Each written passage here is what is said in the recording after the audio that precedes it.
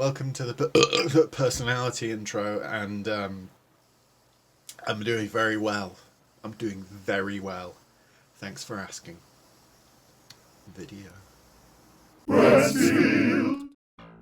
Here, let's get this last one done then. It's a comparison between the Amiga and Mega Drive, Genesis to appeal to the Yanks because apparently I have to do that to be in with a chance of winning YouTube, in which I look at games released on both formats and basically say which one was better. Oh, and they tie in with a theme beyond them being the same game on different formats. It's basic feature writing stuff. I know these things, it's literally my day job. Today's final topic, entwining all these games, tying them all together like a rug in a film, there's a smart and witty reference for you, is this, the Amiga Classics.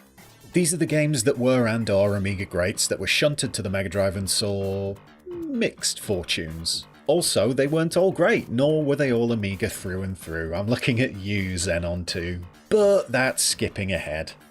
To the Games Dome!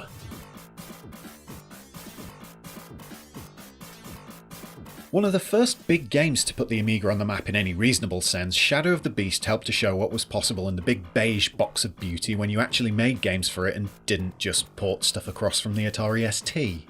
Beast was gorgeous and beguiling, a true original in those earlier days of gaming history and a legend in the minds of many an Amiga owner, even if it was a mite too abstract and a bit cack by modern standards. With Shadow of the Beast being such a technological showcase on the Amiga, folks were keen to see how it would make the jump to the console sphere. Apparently it had a bit of a trip on the way, making it not quite a jump to Mega Drive, more of a Shockmaster-style tumble. It had the general look, that vague, peculiar air, the parallax scrolling was present, the same style of play, but it just looked, and especially sounded, cheaper. It was like Beast had been put through an 8-bit demake machine with all the settings left on default, and this was what had popped out, and nobody noticed they'd meant to put it on the 16-bit port setting, and then when it was out, it was too late. But because it was an Amiga legend and not one of Sega's great hopes, nobody really cared. The Amiga still won this round though, regardless of how few people paid attention.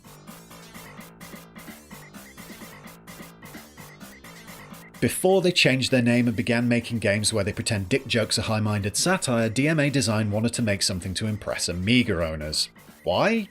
No idea. Is this even a true story? In parts, yes. The result? Lemmings. Controlling those titular green-haired little gits, players would navigate puzzling levels using all manner of different digging, bashing and building abilities to battle against the little blighter's natural Disney-inspired proclivity for hurling themselves off the nearest cliff face or other plummetous edge of a surface. Oh, and to make them explode. It was puzzling at its finest, a mix of cheeky sense of humour and brain-cripplingly taxing levels, at least as things progressed, and it quickly established itself as a bona fide classic in Amiga circles. Ports to other formats were to be expected, and the Mega Drive was in that bunch of ports that was, as I may have just mentioned, to be expected. Why am I drawing this out? Well, because there wasn't a huge gulf between the Amiga and Mega Drive version.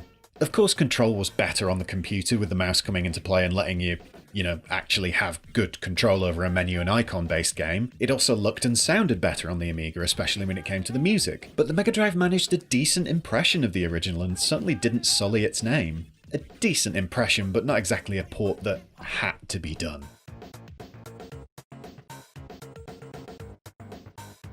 Magnetic Fields was another one of those dev studios that just got the Amiga, and its Lotus Turbo Challenge series was a fine example of just that. Arcade-style racers with just enough of the simulation world about them to keep them away from the realm of brainless racing games. And, well, not to get all mad right-wing YouTuber nationalist on you, but they were delightfully British too. I preferred Crazy Cars 3, sure, but there was rarely a point where the Lotus series wasn't in rotation on the Amiga at home. It still felt like a risk bringing it to the Mega Drive though, and maybe that's why there was a wait before it happened.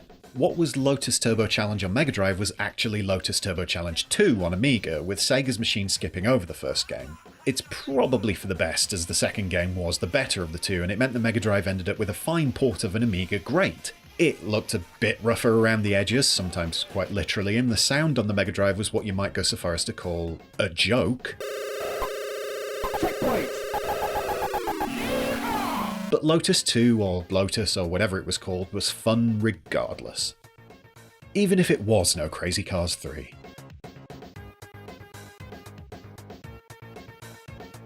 A far richer game visually on the Amiga than on Mega Drive, Xenon 2 Mega Blast flexed its considerable muscle on its home platform, which was the Atari ST.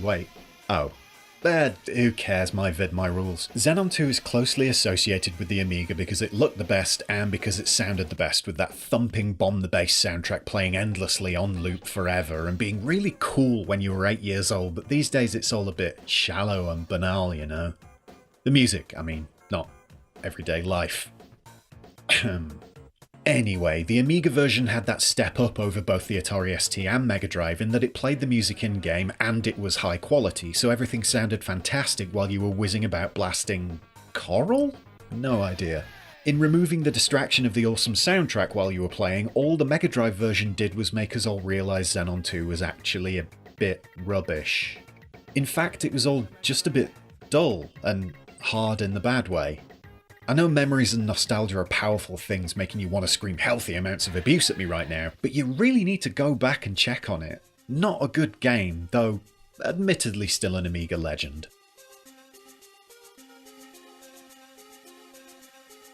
Yet another example of a game made for the Amiga that really played to the machine's strengths. A mix of action-y, combat-y platformer with some light puzzles and even a bit of RPG progression and inventory management about it. Gods was a cracker. Yes, it helped that it looked and sounded absolutely fantastic, I won't ignore that fact, even if I am above such pathetic concerns as good looks and good sounds. Yeah, elitism. What Gods also did was, and this is something you'd have to compare it to other platformers of the day to see, it was a wee bit weird. Obtuse, you could say, if you wanted to use words that would confuse most of YouTube's viewership. It didn't want to help the player much, it didn't want to explain, it just wanted to be really quite hard and a bit clunky in the mix. So really it was surprising that something not that homogenised would make the leap to the mass market of the Mega Drive. That rebel spirit was appreciated in the bedroom coding world of the Amiga, but not in the everything must be perfect all the time world of £60 cartridges on the Mega Drive. Gods was a mite too off the wall to truly fit in the library of Sega's machine, and so it was that Gods came to Mega Drive and sounded worse and, it was better on the Mega Drive. It ran quicker and smoother and, as a result, just worked that bit better. Huh.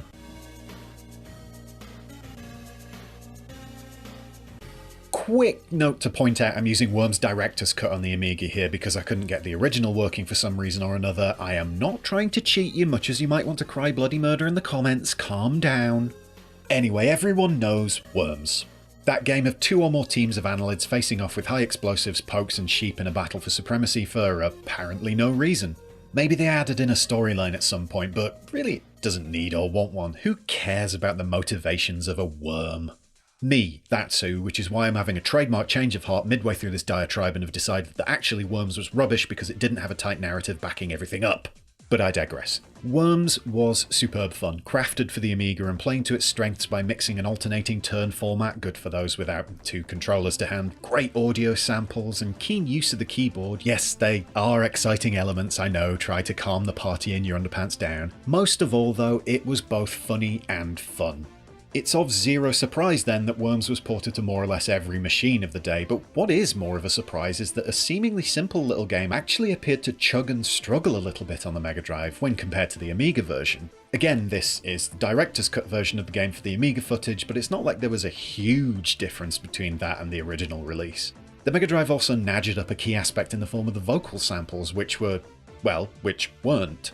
As a result, the Sega version lost a good deal of character and some of its appeal with it. The game was still fine in its Mega Drive incarnation, of course. It's hard to break mechanics that are so fundamentally fun, putting the demental in fun. But there were always far better versions of the game available, like the Amiga one. And not just because I'm showing the director's cut.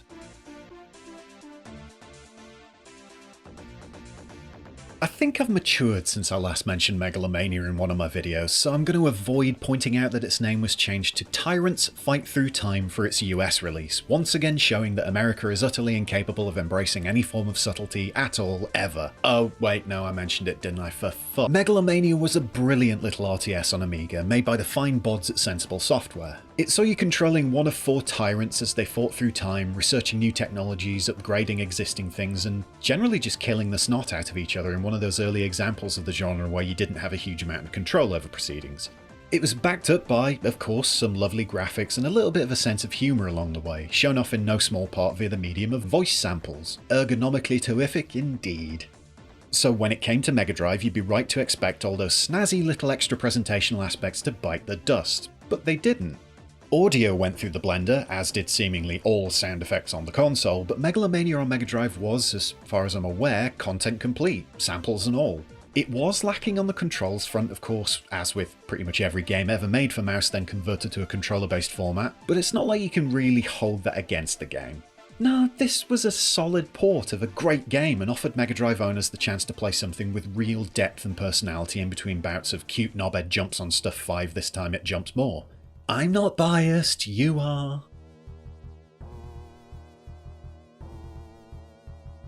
Rounding it all out is a comparison between one game on Amiga and the other on Mega Drive, the latter actually being a port of the Amiga game's sequel and not a direct port of the actual Amiga game I'm talking about. My vid, my rules, suck it up. See, Mega Swiv was a port of Super Swiv, itself a sequel to the Amiga Swiv, and really I just want to keep on saying Swiv forever. Or should that be SWIV? Oh, fine commentariat.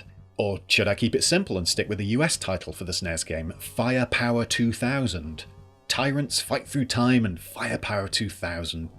Brilliant. Anyway, whatever you want to call, I'm going with it because Swiv on the Amiga dumps on the sequel's port. The Amiga game looks better, as in it has character, it has some of the meatiest, impactful sound effects I've ever heard. It doesn't piddle it all away with generic in-game music like on the console game.